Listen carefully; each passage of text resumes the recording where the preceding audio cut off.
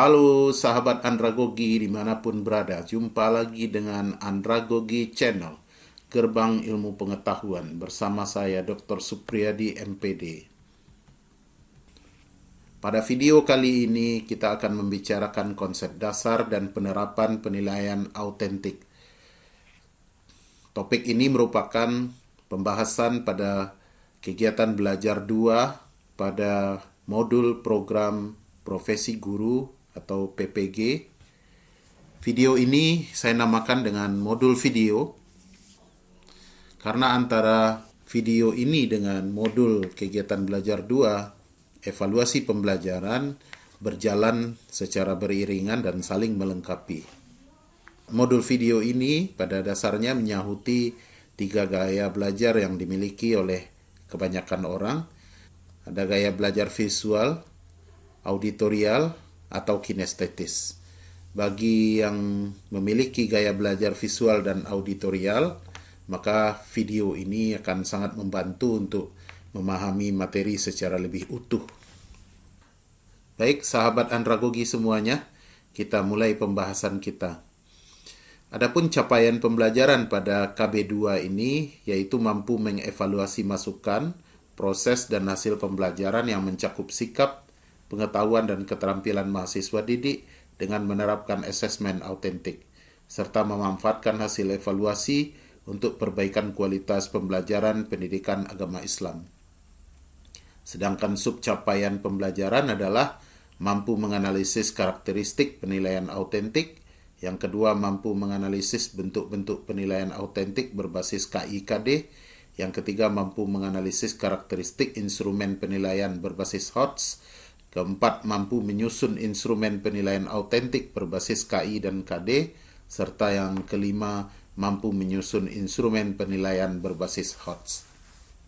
Ada 5 subcapaian pembelajaran yang nantinya akan kita capai dengan modul video ini. Mari kita ikuti pembahasan dari topik ini. Pertama, kita bahas tentang pengertian penilaian autentik. Salah satu dari karakteristik kurikulum 2013 adalah penilaiannya menggunakan pendekatan autentik. Menurut Nur Hadi, penilaian autentik adalah proses pengumpulan informasi oleh guru tentang perkembangan dan pencapaian pembelajaran yang dilakukan oleh peserta didik melalui berbagai teknik yang mampu mengungkapkan, membuktikan, atau menunjukkan secara tepat bahwa tujuan pembelajaran telah benar-benar dikuasai oleh peserta didik.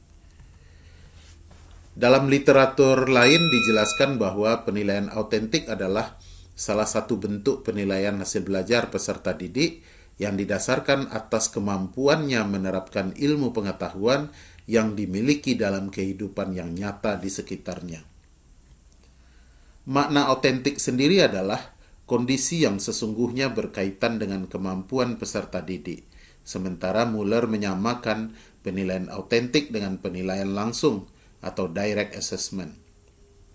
Karena penilaian autentik menyediakan lebih banyak bukti langsung dari penerapan keterampilan dan pengetahuan. Kesimpulannya adalah penilaian dilakukan dengan mengumpulkan bukti-bukti hasil belajar yang telah dicapai oleh peserta didik. Yang kedua, penilaian dilakukan dengan menggunakan banyak teknik yang mampu menunjukkan hasil belajar siswa. Yang ketiga, penilaian dilakukan terhadap seluruh aspek peserta didik, terutama kemampuan peserta didik dalam menerapkan pengetahuan dan keterampilannya dalam kehidupan nyata di sekitarnya.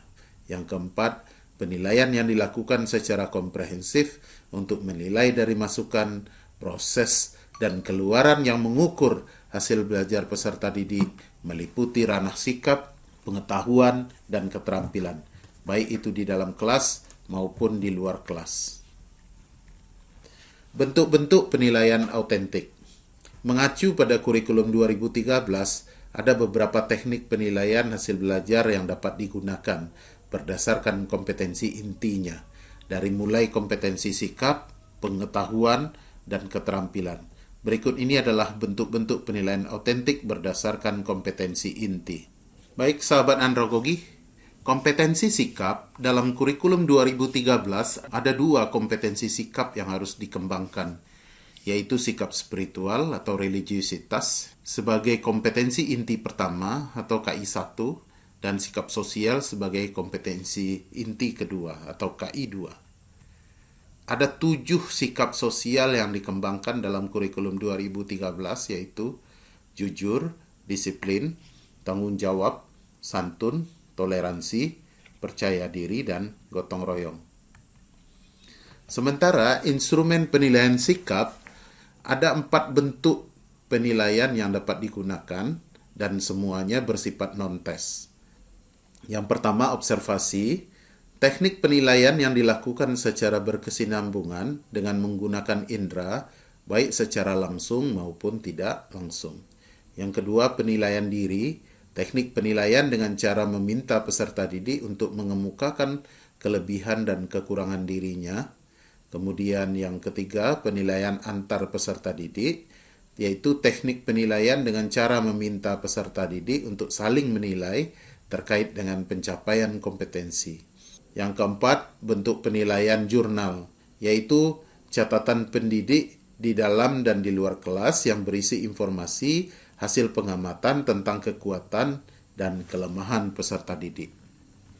Sedangkan instrumen penilaian kognitif dapat kita gunakan instrumen tes tulis, yaitu berupa soal pilihan ganda, isian, jawaban singkat, benar salah, menjodohkan, dan uraian. Yang kedua, instrumen tes lisan.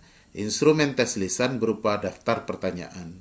Yang ketiga, instrumen tes penugasan, yaitu berupa pekerjaan rumah atau proyek yang dikerjakan secara individu atau kelompok sesuai dengan karakteristik tugasnya. Sementara instrumen yang bisa digunakan untuk penilaian psikomotor adalah menilai kompetensi keterampilan melalui penilaian kinerja, yaitu penilaian yang menuntut peserta didik mendemonstrasikan suatu kompetensi tertentu dengan menggunakan tes praktis, proyek, dan penilaian portofolio. Untuk penilaian psikomotor kita gunakan 3 ini. Tes praktik. Tes praktik itu adalah penilaian yang menuntut respon berupa keterampilan melakukan suatu aktivitas atau perilaku sesuai dengan tuntutan kompetensi. Yang kedua, proyek, yaitu tugas-tugas belajar atau learning test yang meliputi kegiatan perancangan, pelaksanaan, dan pelaporan. Bisa juga yang ketiga, penilaian portofolio, yaitu penilaian yang dilakukan dengan cara menilai kumpulan seluruh karya peserta didik dalam bidang tertentu. Penilaian berorientasi HOTS, High Order Thinking Skill. Tuntutan perubahan. Terkait dengan tuntutan dan tantangan kehidupan di abad 21, terjadilah penyempurnaan kurikulum 2013, antara lain pada standar isi diperkaya dengan kebutuhan peserta didik untuk berpikir kritis dan analisis sesuai dengan standar internasional, sedangkan pada standar penilaian memberi ruang pada pengembangan instrumen penilaian yang mengukur berpikir tingkat tinggi. Penilaian hasil belajar diharapkan dapat membantu peserta didik untuk meningkatkan kemampuan berpikir tingkat tinggi atau Higher Order Thinking Skill atau yang biasa disingkat dengan HOTS. Jadi perubahannya lebih kepada penilaian aspek pengetahuan atau KI3. Penilaian sikap pada pembelajaran yang berorientasi HOTS tidaklah merubah konsep penilaian sikap pada kurikulum 2013 yang telah dipahami oleh guru selama ini. Pada penilaian sikap, diasumsikan bahwa setiap peserta didik memiliki perilaku yang baik. Perilaku menonjol, sangat baik atau perlu bimbingan yang dijumpai selama proses pembelajaran dapat ditulis dalam bentuk jurnal atau catatan pendidik. Penilaian pengetahuan dan keterampilan dapat dilakukan secara terpisah maupun terpadu. Pada dasarnya, pada saat penilaian keterampilan dilakukan, secara langsung penilaian pengetahuan pun dapat dilakukan. Penilaian pengetahuan dan keterampilan harus mengacu kepada pemetaan kompetensi dasar yang berasal dari KI 3 dan KI 4 pada periode tertentu. Pengertian soal HOTS. Soal HOTS yaitu instrumen pengukuran yang digunakan untuk mengukur kemampuan berpikir tingkat tinggi. Soal-soal HOTS merupakan instrumen pengukuran yang digunakan untuk mengukur kemampuan berpikir tingkat tinggi, yaitu kemampuan berpikir yang tidak sekedar mengingat atau recall, menyatakan kembali, restate, atau merujuk tanpa melakukan pengolahan, recite. Dilihat dari dimensi pengetahuan, umumnya soal HOTS mengukur dimensi metakognitif, tidak sekedar mengukur dimensi faktual, konseptual, atau prosedural saja. Dimensi metakognitif menggambarkan kemampuan menghubungkan beberapa konsep yang berbeda, menginterpretasikan, memecahkan masalah atau problem solving, memilih strategi pemecahan masalah, menemukan atau discovery metode baru, berargumen, reasoning, dan mengambil keputusan yang tepat. Karakteristik soal HOTS. Yang pertama, mengukur kemampuan berpikir tingkat tinggi. Yang kedua, berbasis permasalahan kontekstual. Nanti akan kita bahas lebih lanjut pada pembahasan berikutnya. Yang ketiga, bertujuan untuk meningkatkan dan mengembangkan HOTS, sikap dan perilaku positif dari peserta didik, serta memperbaiki pembelajaran dan berusaha meningkatkan kualitas pembelajaran. Yang keempat, proses penilaiannya dapat pula terintegrasi dengan proses pembelajaran dan bersifat ongoing. Yang kelima, menggunakan bentuk soal yang beragam. Kita bahas satu persatu, mengukur kemampuan berpikir tingkat tinggi. Kemampuan berpikir tingkat tinggi yaitu kemampuan untuk memecahkan masalah atau kemampuan problem solving, keterampilan berpikir kritis, critical thinking, berpikir kreatif, creative thinking, kemampuan berargumentasi, reasoning, dan kemampuan mengambil keputusan atau decision making. Berarti bukan sekadar berpikir dalam taraf menghafal atau mengingat saja. Kreativitas menyelesaikan permasalahan dalam HOTS. Pertama, kemampuan menyelesaikan permasalahan yang tidak familiar. Jadi permasalahan-permasalahan yang asing nanti dapat terselesaikan dalam HOTS. Yang kedua, kemampuan mengevaluasi strategi yang digunakan untuk menyelesaikan masalah dari berbagai sudut pandang yang berbeda.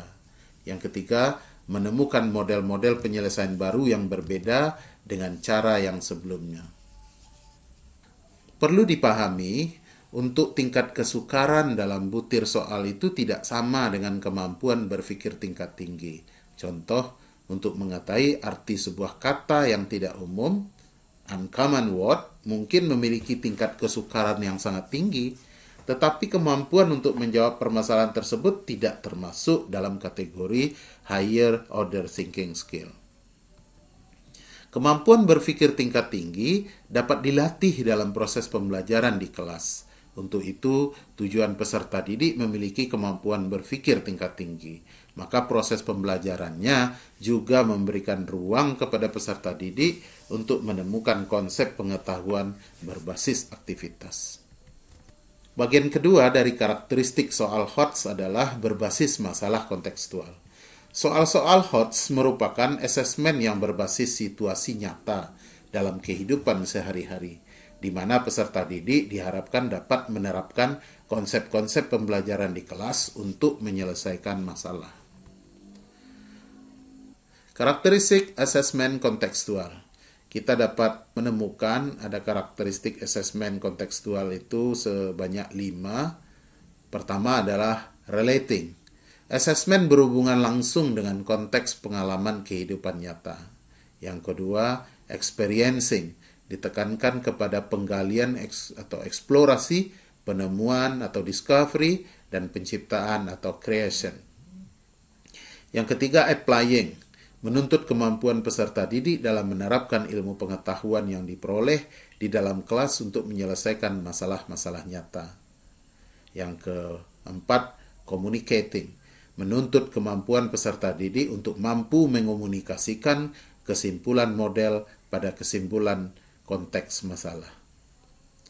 Yang terakhir, yang kelima, transferring. Menuntut kemampuan peserta didik mentransformasi konsep-konsep pengetahuan dalam kelas ke dalam situasi atau konteks baru. Kelima karakteristik asesmen kontekstual ini sering disingkat dengan REACT. Karakteristik soal HOTS yang ketiga adalah bertujuan meningkatkan atau mengembangkan HOTS. Bertujuan untuk meningkatkan dan mengembangkan HOTS, sikap dan perilaku positif dari peserta didik, serta memperbaiki pembelajaran dan berusaha meningkatkan kualitas pembelajaran. Karakteristik berikutnya adalah proses penilaian. Proses penilaiannya dapat pula terintegrasi dengan proses pembelajaran dan bersifat ongoing. Karakteristik yang keempat adalah menggunakan bentuk soal yang beragam. Soal HOTS nanti akan memungkinkan soalnya beragam. Dimaksudkan agar dapat memberikan informasi yang lebih rinci dan menyeluruh tentang kemampuan peserta tes, dapat menjamin prinsip objektif, dan dapat menggambarkan kemampuan peserta didik sesuai dengan keadaan yang sesungguhnya. Sahabat andragogi, pembahasan berikutnya kita bahas tentang pertingkatan kognitif. Dimensi proses berpikir kita kutip dari Anderson dan Cradwell 2021 dan Puspendik membagi bahwa keenam tingkat dari kognitif itu mulai dari mengingat, memahami, mengaplikasikan, menganalisis, mengevaluasi, dan mengkreasi itu dikategorikan ke dalam 3 bagian. Untuk C1, mengingat, itu kategorinya LOTS, Low Order Thinking Skill. Kemudian untuk memahami dan mengaplikasi pada C2 dan C3 itu dikategorikan ke dalam MOTS, Middle Order Thinking Skill. Sementara untuk C4 menganalisis, C5 mengevaluasi, dan C6 mengkreasi, itu adalah tingkat berpikir tingkat tinggi yang disebut dengan HOTS, Higher Order Thinking Skill. Pengelompokan level kognitif. Pada level kognitif, dari yang 6 tingkat kognitif itu nanti akan dikelompokkan menjadi 3 level, yaitu level 1 adalah level pengetahuan, level 2 adalah pemahaman dan aplikasi, serta level 3 itu adalah level penalaran. Kita lihat masing-masing level. Pengetahuan dan pemahaman sebagai level 1, level kognitif pengetahuan dan pemahaman mencakup dimensi proses berpikir mengetahui, C1, dan memahami pada C2. Ciri-ciri soal pada level 1 adalah mengukur pengetahuan faktual, konseptual, dan prosedural. Pada level 2, level kognitif aplikasi mencakup dimensi proses berpikir menerapkan atau mengaplikasikan, C3. Ciri-ciri soal pada level 2 adalah mengukur kemampuan sebagai berikut. Pertama, menggunakan pengetahuan faktual, konseptual, dan prosedural tertentu pada konsep lain dalam mapel yang mungkin sama atau mata pelajaran yang lainnya. Atau yang kedua, menerapkan pengetahuan faktual, konseptual, dan prosedural tertentu untuk menyelesaikan masalah kontekstual atau masalah dalam situasi yang berbeda. Maka pada level kedua ini kita bisa melihat perbedaannya ada 2 kemampuan. Yang pertama menggunakan, yang kedua menerapkan nanti. Apa yang digunakan yaitu faktual, konseptual, dan prosedural. Sementara yang kedua menerapkan faktual, konseptual, dan prosedural. Ini pada tingkat middle. Pada tingkat higher, level penalaran merupakan level kemampuan berpikir tingkat tinggi atau higher order thinking skill tadi. Karena untuk menjawab soal-soal pada level 3, peserta didik harus mampu mengingat, memahami, dan menerapkan pengetahuan faktual, konseptual, dan prosedural, serta memiliki logika dan penalaran yang tinggi untuk memecahkan masalah-masalah kontekstual, situasi nyata yang tidak rutin. Level penalaran mencakup dimensi proses berpikir menganalisis, yaitu C4, mengevaluasi, C5, dan mengkreasi pada level C6. Penyusunan instrumen penilaian. Instrumen penilaian meliputi penilaian kognitif, penilaian afektif, dan penilaian psikomotor. Penilaian kognitif. Penulisan soal kognitif. Penulisan soal dituntut untuk dapat menentukan perilaku yang hendak diukur dan merumuskan materi yang akan dijadikan dasar pertanyaan atau stimulus dalam konteks tertentu sesuai dengan perilaku yang diharapkan. Selain itu, uraian materi yang akan ditanyakan yang menuntut penalaran tinggi tidak selalu tersedia di dalam buku pelajaran.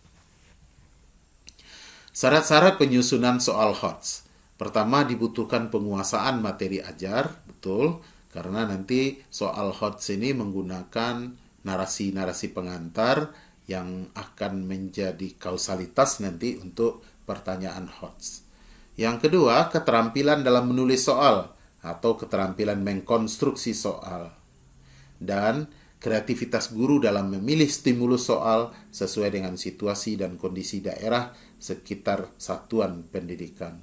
Stimulus soal yang dimaksud ini adalah narasi yang menjadi hubungan antara satu kondisi di dalam soal dengan pertanyaan yang ada di dalam soal.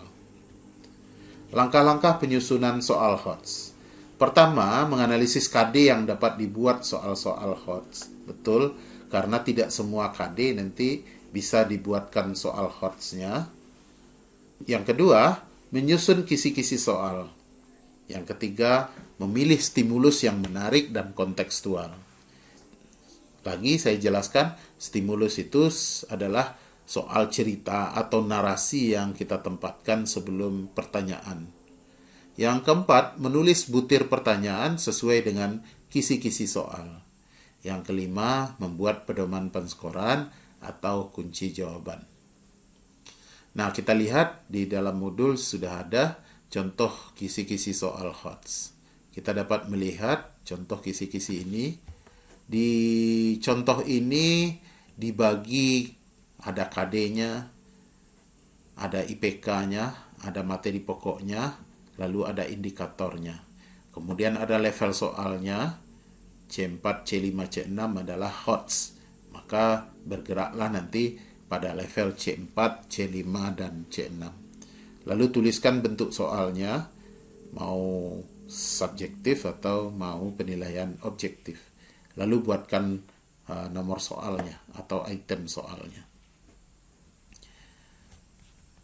Kemudian contoh kartu soal ini juga dapat dilihat. Di modul juga sudah terlihat ada kartu soal untuk pilihan ganda, ada kartu soal untuk uraian. Ini bisa dibuat lebih rinci nanti berikut dengan soalnya, kemudian berikut dengan kunci atau kriteria jawabannya. Untuk kartu soal pilihan ganda juga begitu. Bisa dilihat dalam modul nanti. Sahabat andragogi, kita akan masuk ke penilaian afektif. Sebelum kita membahas penilaian afektif lebih jauh, kita pahami dulu apa itu penilaian afektif. Sikap adalah perasaan, suka atau tidak suka, yang terkait dengan kecenderungan seseorang dalam merespon sesuatu. Sikap merupakan ekspresi dari nilai-nilai atau pandangan hidup yang dimiliki oleh seseorang. Sikap dapat dibentuk sehingga terjadinya perilaku atau tindakan yang diinginkan. Komponen sikap itu ada afektif, ada kognitif, dan ada konatif. Di dalam sikap itu ada afektif itu sendiri, juga ada kognitifnya dan ada konatif. Afektif berhubungan dengan perasaan yang dimiliki oleh seseorang atau penilaiannya terhadap suatu objek. Sementara di kognitif, kepercayaan atau keyakinan seseorang mengenai sebuah objek. Sedangkan konatif adalah kecenderungan atau kesiapan untuk berperilaku atau berbuat dengan cara-cara tertentu. Pada penilaian sikap, diasumsikan bahwa setiap peserta didik memiliki perilaku yang baik. Perilaku menonjol, sangat baik atau perlu bimbingan, yang dijumpai selama proses pembelajaran dapat ditulis dalam bentuk jurnal atau catatan pendidik. Penilaian sikap mengacu pada dua aspek kompetensi sikap, yaitu KI 1 dan KI 2. Penilaian afektif pada Kurtilas. Teknik penilaian sikap pada kurikulum 2013 meliputi observasi, catatan kejadian tertentu, penilaian antar teman, dan penilaian diri sendiri. Jenis-jenis penilaian afektif. Ada penilaian utama diperoleh dari observasi harian yang ditulis di dalam jurnal harian. Yang kedua, penilaian penunjang berasal dari penilaian diri dan penilaian antar teman yang dihasilkan dapat dijadikan alat konfirmasi dari hasil penilaian sikap oleh pendidik. Contoh penilaian antar teman, ini bisa dilihat di dalam modul juga sudah ada yang lengkap. Ini baru nukilan sebagian dari contoh penilaian antar teman. Ini contoh penilaian diri sendiri.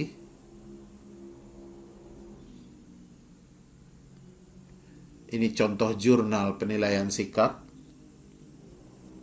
Berikut dengan tanggal, hari, kejadian positif atau kejadian negatif. Jurnal penilaian sikapnya juga bisa dilihat di dalam modul yang lebih lengkapnya. Baik, sahabat andragogi, pembahasan kita berikutnya adalah penilaian psikomotor. Dalam proses penilaian keterampilan, sudah tentu ada aspek HOTS di dalamnya. Contoh penilaian adalah teknik praktik, produk, dan proyek. Karena dalam proses tersebut ada kreativitas, ada proses transfer of knowledge, dan ada proses penyelesaian masalah.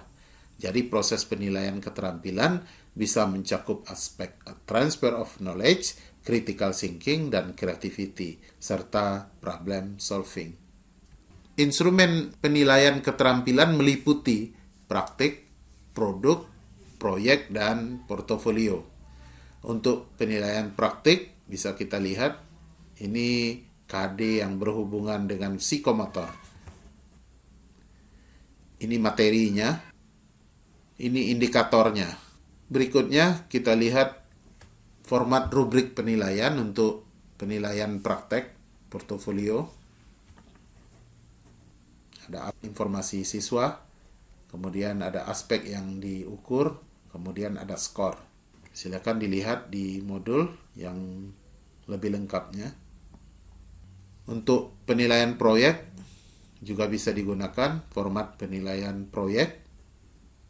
Untuk penilaian produk juga bisa dilakukan penilaian dengan bantuan format penilaian produk seperti yang tertera di modul KB2 halaman 65 sampai 66.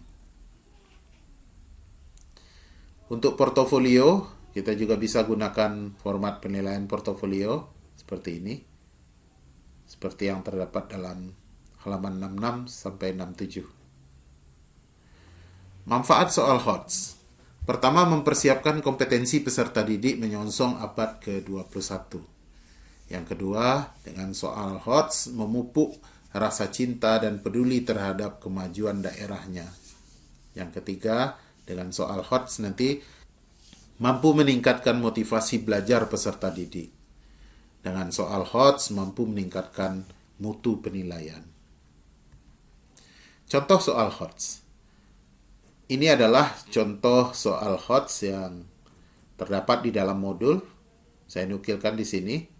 Penilaian otentik adalah proses mengumpulkan informasi oleh guru tentang perkembangan dan pencapaian pembelajaran yang dilakukan oleh peserta didik melalui berbagai teknik yang mampu mengungkapkan, membuktikan, atau menunjukkan secara tepat bahwa tujuan pembelajaran telah benar-benar dikuasai.